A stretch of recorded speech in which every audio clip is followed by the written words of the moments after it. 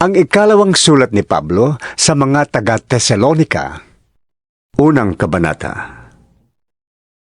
Mula kina Pablo, Silas at Timoteo, para sa iglesia sa Tesalonika, sa mga hinirang ng Diyos Ama at ng Panginoong Hesukristo. Sumainyo nawa ang pagpapala at kapayapaang mula sa Diyos na ating Ama at sa Panginoong Hesukristo. Tama lamang na kami laging magpasalamat sa Diyos dahil sa inyo, mga kapatid, sapagkat patuloy na tumatatag ang inyong pananalig kay Kristo at lalong nagiging maalab ang inyong pagmamahalan sa isa't isa. Ipinagmamalaki namin kayo sa lahat ng kaanib ng Iglesia ng Diyos dahil sa inyong pagtitiis at pananampalataya sa gitna ng mga pag-uusig at mga kahirapang dinaranas ninyo.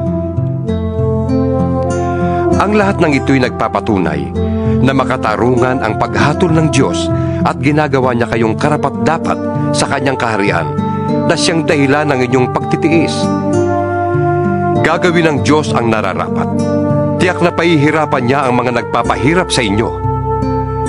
Kayo namang mga nagtitiis ay aaliwin niyang kasama namin sa pagbabalik ng Panginoong Hesus mula sa langit, kasama ang kanyang makapangyarihang mga anghel. Darating siya sa gitna ng naglalagablab na apoy at parurusahan ang lahat ng ayaw kumilala sa Diyos at ayaw sumunod sa magandang balita ng ating Panginoong Hesus.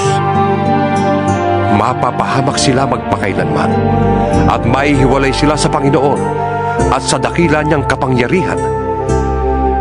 Mangyayari ito sa araw ng kanyang pagparito upang tanggapin ang papuri mula sa kanyang mga hinirang at ang parangal ng lahat ng nananalig sa kanya.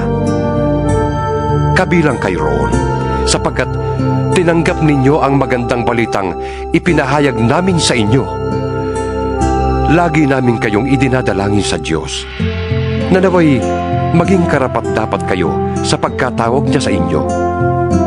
At sa pamamagitan ng kanyang kapangyarihan, naway ipagkaloob niya sa inyo ang lahat ng mabuti ninyong hinahangad at maging ganap ang inyong mga gawang bunga ng pananampalataya. Sa gayon, mapaparangalan ninyo ang ating Panginoong Hesus at kayo naman ay pararangalan din niya ayon sa kagandahang loob ng Diyos at ng ating Panginoong Hesukristo. Ikalawang kabanata. Tungkol naman sa pagbabalik ng ating Panginoong Hesukristo at sa pagtitipon sa atin upang makapiling niya, nakikiusap kami sa inyo, mga kapatid, na huwag agad magugulo ang inyong isip o mababahala kung mabalitaan ninyong dumating na ang araw ng Panginoon. Huwag kayong maniniwala kahit sabihin pa nilang iyon ay propesiya o pahayag o isinulat namin. Huwag kayong magpapadaya kanino man sa anumang paraan. Hindi darating ang araw ng Panginoon hanggat di pa nagaganap ang huling paghihimagsik laban sa Diyos at ang paglitaw ng suwail na tiyak na mapapahamak. Itataas niya ang kanyang sarili at kakalabanin ang lahat ng kinikilalang Diyos at sinasamba ng mga tao. Uupo siya sa templo ng Diyos at magpapakilalang siya ang Diyos. Hindi ba ninyo natatandaan? Sinabi ko na ito sa inyo nang ako'y kasama pa ninyo. Hindi pa nga lamang nangyayari ito dahil may pumipigil pa. At alam ninyo kung ano yun. Lilitaw ang suwail pagdating ng takdang panahon. Ngayon pa man ay palihim na siyang gumagawa ng kasamaan at mananatiling ganyan hanggat di naaalis ang humahadlang sa kanya. Kung maalis na ang humahadlang, mahayag na ang suwail. Ngunit, pagdating ng Panginoong Hesus, papatayin niya ang suwail at lilipulin ito sa pamamagitan ng kanyang kapangyarihan at nakakasilaw na liwanag. Paglitaw ng suwail, taglay niya ang kapangyarihan ni Satanas. Gagawa siya ng lahat ng uri ng mapanlinlang na mga himala at kababalaghan. Gagamit siya ng lahat ng uri ng pandaraya sa mga mapapahamak, sa mga taong ayaw umibig sa katotohanan na makapagliligtas sana sa kanila. Dahil ayaw nilang tanggapin ang katotohanan, hahayaan ng Diyos na sila'y malinlang ng espiritu ng kamalian at maniwala sa kasinungalingan. Sa gayon, mapaparusahan ang lahat ng pumili sa kasamaan sa halip na tumanggap sa katotohanan. Dapat kaming magpasalamat sa Diyos tuwina dahil sa inyo, mga kapatid na minamahal ng Panginoon. Kabilang kayo sa mga unang hinirang niya upang pagkalooban ng kaligtasan sa pamamagitan ng nagpapabanal na Espiritu at ng inyong pananalig sa katotohanan. Tinawag kayo ng Diyos sa pamamagitan ng magandang balita na ipinahayag namin sa inyo upang makasama kayo sa kalwalhatian ng ating Panginoong Hesukristo. Kaya nga mga kapatid, magpakatatag kayo sa mga katotohanang itinuro namin sa inyo, batay sa sinabi namin o isinulat. Aliwin nawa kayo ng ating Panginoong Hesukristo at ng ating Diyos Ama na umibig sa atin. At dahil sa kanyang habag, ay nagbigay sa atin ng hindi nagbabagong lakas ng loob at matibay na pag-asa. Bigyan nawa nila kayo ng matatag na kalooban upang maipahayag ninyo at maisagawa ang lahat ng mabuti. Ikatlong kabanata. Bilang pagtatapos, mga kapatid, ipanalangin ninyo kami upang ang salita ng Panginoon ay mabilis na lumaganap at pahalagahan ng lahat tulad ng ginagawa ninyo.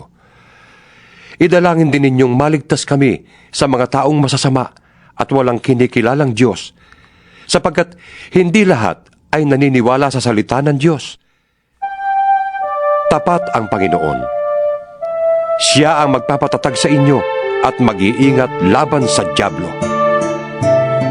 Dahil sa Panginoon, malaki ang aming pagtitiwala na sinusunod ninyo at patuloy na susundin ang mga itinuro namin sa inyo. Patnubayan nawa kayo ng Panginoon upang lalo ninyong maunawaan na kayo ay mahal ng Diyos at si Kristo ang nagpapatatag sa inyo. Mga kapatid, iniuutos namin sa inyo sa ngalan ng Panginoong Hesukristo na layuan ninyo ang sinumang kapatid na tamad at ayaw sumunod sa mga itinuro namin sa inyo. Alam naman ninyo na dapat ninyong tularan ang aming ginawa. Hindi kami naging tamad nang kami kasama ninyo. Hindi kami nakikain kanino man ng walang bayad. Nagtrabaho kami araw-gabi upang hindi makabigat kanino man sa inyo. Ginawa namin ito hindi dahil sa wala kaming karapatan sa inyong tulong, kundi upang kayo'y bigyan ng halimbawang dapat tularan. Nang kasama pa ninyo kami, ito ang itinuro namin sa inyo. Huwag ninyong pakainin ang sinumang ayaw magtrabaho. Binanggit namin ito dahil nabalitaan naming may ilan sa inyong ayaw magtrabaho at walang inaatupag, kundi ang makialam sa buhay ng may buhay. Sa ngalan ng Panginoong Hesukristo, mahigpit naming iniuutos sa mga taong ito na sila'y maghanap buhay ng maayos at huwag umasa sa iba. Mga kapatid, huwag kayong magsasawa sa paggawa ng mabuti. Maaaring meron sa inyo diyan na hindi susunod sa sinasabi namin sa sulat na ito. Kung magkagayon, tandaan ninyo siya at huwag kayong makisama sa kanya upang siya'y mapahiya.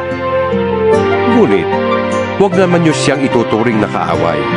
Sa halip, pangaralan ninyo siya bilang kapatid. Ang Panginoon na pinagmumula ng kapayapaan ang sinawang magkaloob sa inyo ng kapayapaan sa lahat ng paraan at pagkakataon. Naway sumainyong lahat ang Panginoon. Akong si Pablo ang sumulat ng pagbating ito. Ito ang aking lagda sa lahat ng sulat ko. Ganito ako sumulat. Naway pagpalain kayong lahat ng ating Panginoong Hesukristo